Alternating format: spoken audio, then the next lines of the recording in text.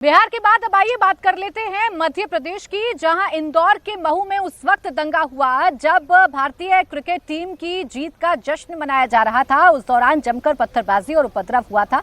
इस मामले में पुलिस अब ताबड़तोड़ एक्शन ले रही है। 3 एफआईआर दर्ज कर ली गई हैं और एफआईआर में जो खुलासा हुआ है वो जरूर हैरान करने वाला है। एफआईआर के मुताबिक ये दंगा प्री प्लान था।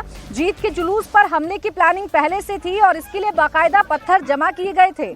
पुलिस ने अब तक 12 आरोपियों को गिरफ्तार किया है और बाकी आरोपियों की तलाश लगातार जारी है। 12 आरोपियों को पुलिस ने अपने शिकंजे में ले लिया है। 3 एफआईआर दर्ज हो गई हैं और एफआईआर के मुताबिक सब कुछ प्री प्लान तरीके से हुआ। एकाएक इतने पत्थर कैसे आ गए, इस सवाल का जवाब एफआईआर में दे दिया गया है। इस एफआईआर के मुताबिक पहले से पत्थर इकट्ठे किए गए थे।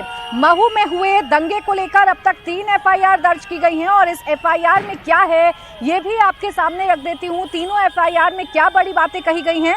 तो पहली एफआईआर में 17 लोगों के नाम है, दूसरी एफआईआर में 3 लोगों के नाम है, वहीं तीसरी एफआईआर अज्ञात लोगों के खिलाफ जो है वो की गई है।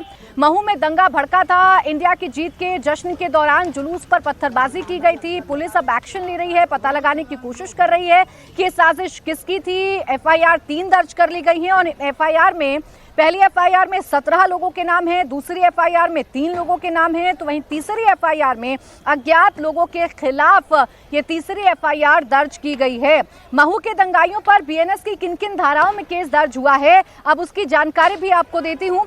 पुलिस ने दंगाइयोों के खिलाफ बीएनएस की धारा 191(2), 115(2), 190, 324(4), 296, इसके अलावा 351(2) ये धाराएं हैं बीएनएस की, जिसके तहत ये मामला दर्ज किया गया है। अब एफआईआर में क्या क्या है ये भी आपको बताएंगे। महू में दंगे के मास्टरमाइंड कौन है, पुलिस की जांच में इस बात का भी जल्द खुलासा हो जाएगा। लेकिन एफआईआर में जो चौंकाने वाली बात सामने आई है वो आपके सामने रखती हूँ।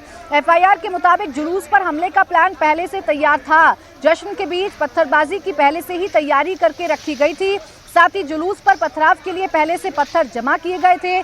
जुलूस में शामिल लोगों को टारगेट करने का जो प्लान था वो पहले से ही रेडी कर लिया गया था, इसीलिए बड़ी संख्या में पत्थर जो हैं वो बरसाए गए थे। अब आइए आपको बताती हूँ कि एफआईआर में किन लोगों के खिलाफ नामजद एफआईआर दर्ज की गई है या किन लोगों की मुश्किलें जो हैं वो बढ़ सकती हैं। तो देखिए, बबलू, तैयूब, गोलू, अहमद दरबारी, पप्पू, अजहर नूर, जमशेद राइन, अब्दुल रशीद, अनीस शेरू, लल्लू, सैयद नजीब, इमरान, अफजल, सोहेल, रफीक और इमरान, ये वो नाम हैं जिनके खिलाफ नामजद एफआईआर दर्ज की गई है, जिन पर दंगा भड़काने का आरोप जो है वो लगाया गया है। इसके अलावा ये आपको ये भी बता देते हैं कि महू दंगे पर हिंदू पक्ष ने क्या गंभीर आरोप लगाए हैं। पहली एफआईआर में क्या निकल कर आया है।